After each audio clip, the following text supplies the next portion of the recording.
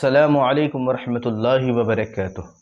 الحمد للہ رب العالمین والعاقبۃ للمتقین، اما بعد، اعوذ باللہ من الشیطان الرجیم، بسم اللہ الرحمن الرحیم۔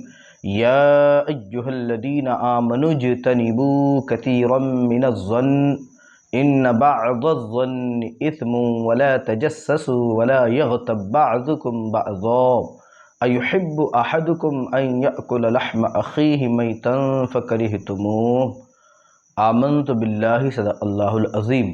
ایک مرتبہ درود مبارکہ پڑھیں، صلی اللہ علی النبی الامی صلی اللہ علیہ وآلہ وسلم، علیہ الصلاۃ والسلام علیک یا رسول اللہ صلی اللہ تعالی علیہ وسلم۔ ناظرین کرام، اگر آپ ہمارے چینل پر نئے ہیں تو چینل کو سبسکرائب کر لیں اور ہمارے ویڈیوز کو لائک اور شیئر کریں، اور تمام ناظرین سے ادباً گزارش کی جاتی ہے کہ ویڈیو کو پورا دیکھیں تاکہ بات اچھی طریقے سے سمجھ میں آئے۔ تو معزز حاضرین، آج میرے بیان کا مضمون غیبت ہے۔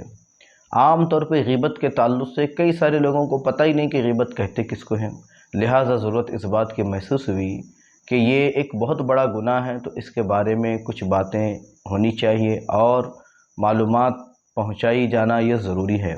جیسا کہ اللہ عز و جل نے قرآن مجید میں غیبت کی مذمت کرتے ہوئے، یعنی غیبت کی برائی بیان کرتے ہوئے کہ غیبت کتنی بری ہے، اس انداز میں اس کو ذکر کیا کہ اللہ عز و جل فرماتا ہے کہ غیبت کرنے والوں کو مردار کا گوشت کھانے والے اللہ عز و جل نے کہا ہے۔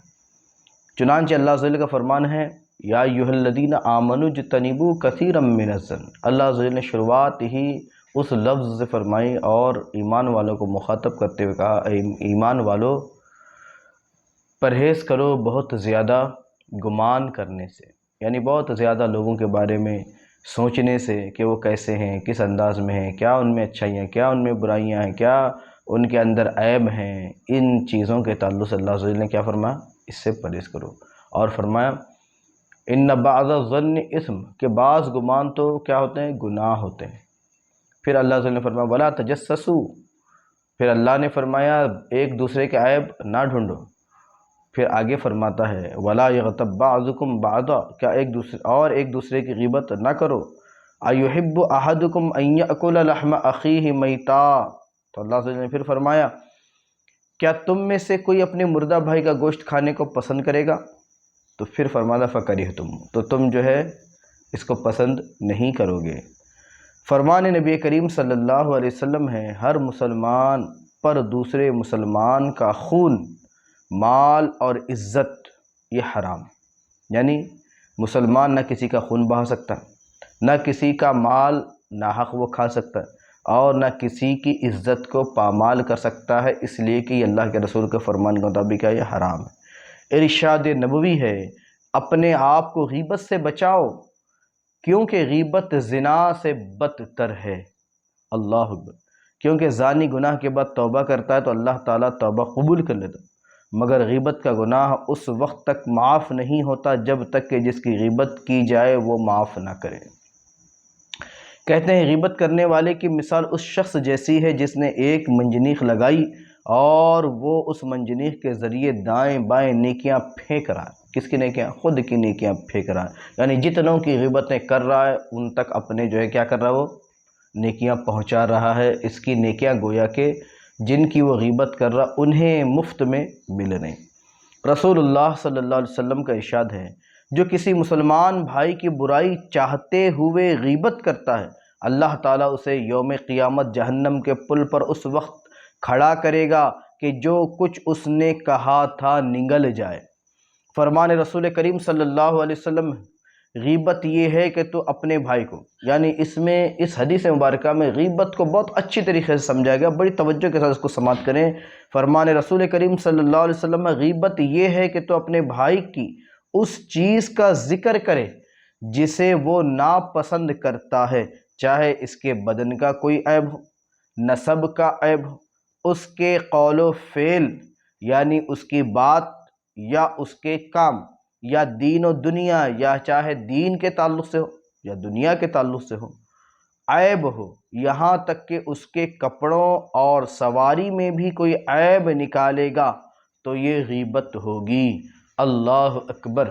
آج ہم جو ہے اس کے تعلق سے غور و فکر نہیں کرتے اور کئی باتیں بے جھجک کرتے بیٹھتے، اور مصیبت تو اس وقت آتی ہے جب دو چار یار ملتے ہیں، دو چار دوست ملتے ہیں، دو چار سہیلیاں ملتی ہیں، دو چار عورتیں ملتی ہیں، تو اب سمجھیں کہ بھئی اب غیبت ہی جو ہے شروع ہوگی، اس لیے کہ یہ ان کی برائی کرے گی، وہ ان کی برائی کریں گے، یہ ان کی برائی ہے، انہوں نے ایسا کہا، انہوں نے ایسا کیا، وہ ایسا پہنتے، وہ ایسا کھاتے ہیں، وہ ان کے ایسے معاملات ہیں۔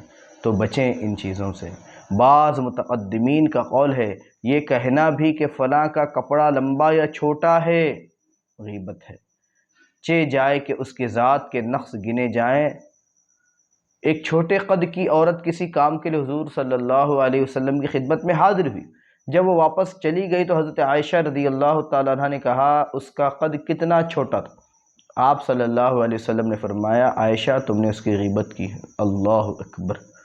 حضور صلی اللہ علیہ وسلم ارشاد فرماتے ہیں کہ اپنے آپ کو غیبت سے بچاؤ، کیونکہ اس میں 3 مصیبتیں ہیں۔ غیبت کرنے والے کی دعا قبول نہیں ہوتی، اس کی نیکیاں نامقبول ہوتی ہیں، اور اس پر گناہوں کی یورش ہوتی ہے، یعنی حملہ ہوتا ہے، یعنی کثرت سے وہ گناہ میں ملوث ہو جاتا ہے۔ حضور صلی اللہ علیہ وسلم ارشاد فرماتے ہیں قیامت کے دن بدترین آدمی 2 چہروں والا چغل خور ہوگا۔ اللہ اکبر۔ جو آپ کے پاس اور چہرے لے کر آتا ہے، دوسروں کے پاس اور چہرے لے کر جاتا ہے، اور فرمایا جو دنیا میں چغل خوری کرتا ہے قیامت کے دن اس کے منہ سے آگ کی 2 زبانیں نظر آئیں گی۔ اللہ اکبر۔ حضور صلی اللہ علیہ وسلم کا ارشاد ہے چغل خور جنت میں نہیں جائے گا۔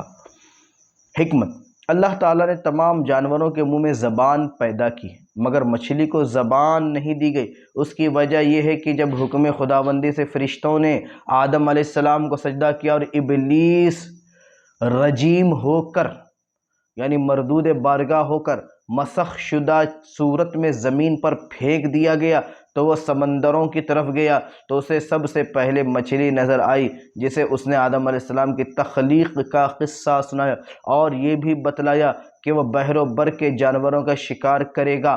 تو مچھلی نے تمام دریائی جانوروں تک حضرت آدم علیہ السلام کی کہانی کہہ سنائی، بئی وجہ اسے اللہ تعالیٰ نے زبان کے شرف سے محروم کر دیا۔ اللہ اکبر۔ جناب عمرو بن دینار رحمۃ اللہ علیہ کہتے ہیں کہ مدینہ طیبہ میں ایک شخص رہتا تھا جس کی بہن مدینہ کے نواح میں، یعنی اس کے قریب، اس کے گرد و نواح کہتے ہیں، اس کے بالکل قریب اس میں رہتی تھی۔ وہ بیمار ہو گئی تو یہ شخص اس کی تیمارداری میں لگا رہا، یعنی اس کے بیماری میں اس کی خدمت میں لگا رہا، لیکن وہ مر گئی تو اس شخص نے اس کی تجہیز و تکفین کا انتظام کیا۔ آخر جب اسے دفن کر کے واپس آیا تو اسے یاد آیا کہ وہ رقم تو ایک تھیلی جس میں اس کی رقم تھی قبر میں بھول آیا۔ اس نے اپنے ایک دوست سے مدد طلب کی، دوست سے گزارش کی، دونوں مل کر گئے اس کی قبر کھود کر تھیلی نکالی، تو اس نے دوست سے کہا ذرا ہٹنا میں دیکھوں تو صحیح میری بہن کس حال میں ہے۔ اللہ اکبر۔ اس نے لحد میں یعنی قبر میں جھانک کر دیکھا تو وہ آگ سے بھڑک رہی تھی۔ وہ واپس چپ چاپ چلا آیا اور ماں سے پوچھا میری بہن میں کیا کوئی خراب عادت تھی؟ اب دیکھیں ماں نے جو جواب دیا یقیناً یہ رونگٹے کھڑے کر دے۔ ماں نے کہا تیری بہن کی عادت تھی وہ ہمسایوں کے دروازوں سے کان لگا کر ان کی باتیں سنتی تھی اور چغل خوری کیا کرتی تھی۔ بس اس شخص کو معلوم ہو گیا کہ عذاب کا سبب کیا ہے۔ پس جو شخص عذاب قبر سے بچنا چاہتا ہے اسے چاہیے کہ وہ غیبت اور چغل خوری سے پرہیز کرے۔ جناب ابو اللیث بخاری رحمۃ اللہ علیہ کا ایک واقعہ بھی نقل ہے، اس کو بھی میں شامل کرتے چلوں۔ کہتے ہیں کہ حج کے لیے گھر سے وہ روانہ ہوئے اور 2 دینار جیب میں ڈال لی۔ روانہ ہوتے وقت قسم کھائی کہ اگر میں نے مکہ مکرمہ کو جاتے یا گھر واپس آتے ہوئے کسی کی غیبت کی تو یہ 2 دینار اللہ کے نام پر صدقہ کر دوں گا۔ آپ مکہ شریف تک گئے اور گھر واپس آئے مگر دینار اسی طرح ان کی جیب میں محفوظ رہے۔ ان سے غیبت کے متعلق پوچھا گیا تو انہوں نے جواب دیا، میں 1 مرتبہ کی غیبت کو 100 مرتبہ کے زنا سے بدترین سمجھتا ہوں، 100 مرتبہ کی بدکاری سے بدترین سمجھتا ہوں۔ اللہ اکبر۔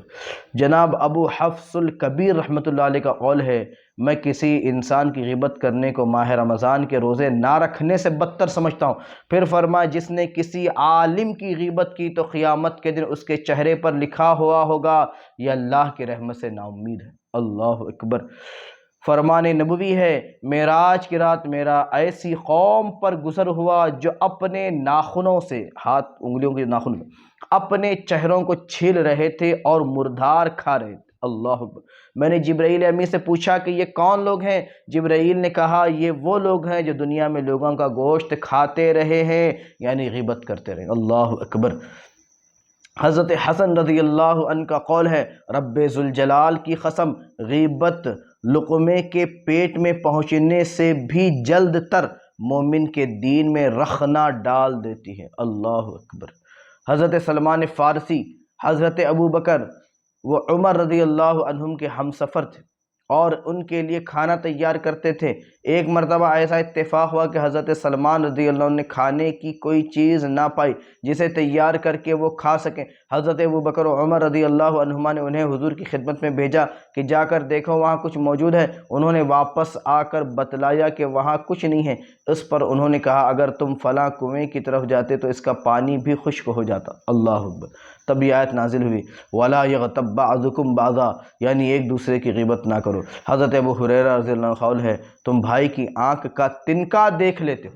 اگر بھائی کی کسی اپنے بھائی کی آنکھ میں اگر ایک مثال دی گئی ہے کہ اگر کچھ کچرا ہو تو وہ دور سے ہمیں نظر آ جاتا ہے، مگر تمہیں اپنی آنکھ کا شہتیر نظر نہیں آتا۔ مگر افسوس اس بات پر ہے کہ انسان کو اپنے اندر کے عیوب، اپنے اندر کی خرابیاں، اپنے اندر کی کمیاں نظر نہیں آتی۔ حضرت ابو ہریرہ رضی اللہ تعالیٰ عنہ سے مروی ہے، حضور صلی اللہ تعالی وسلم نے فرمایا، جو دنیا میں اپنے بھائی کا گوشت کھاتا ہے، قیامت کے دن اس کے سامنے مردہ بھائی کا گوشت رکھا جائے گا اور کہا جائے گا، کھا، جسے تو زندہ کھاتا تھا اب اسے مردہ کو بھی کھا، اور وہ اسے کھائے گا۔ پھر آپ نے یاد پڑھی، ایحب احدکم ان یاکل لحم اخیہ میتا، کیا تم میں سے کوئی یہ پسند کرتا ہے کہ اپنے مردہ بھائی کا گوشت کھائے؟ تو معزز ناظرین کرام، آج کے درس میں بس اتنا ہی۔ اللہ تعالی کی بارگاہ میں دعا ہے کہ پروردگار ہم سب کو غیبت جیسی بری عادت سے، غیبت جیسی کیفیت سے اور غیبت کی تباہ کاریوں سے محفوظ فرمائے اور ہمارے دین و آخرت کی حفاظت فرمائے۔ السلام علیکم ورحمۃ اللہ وبرکاتہ۔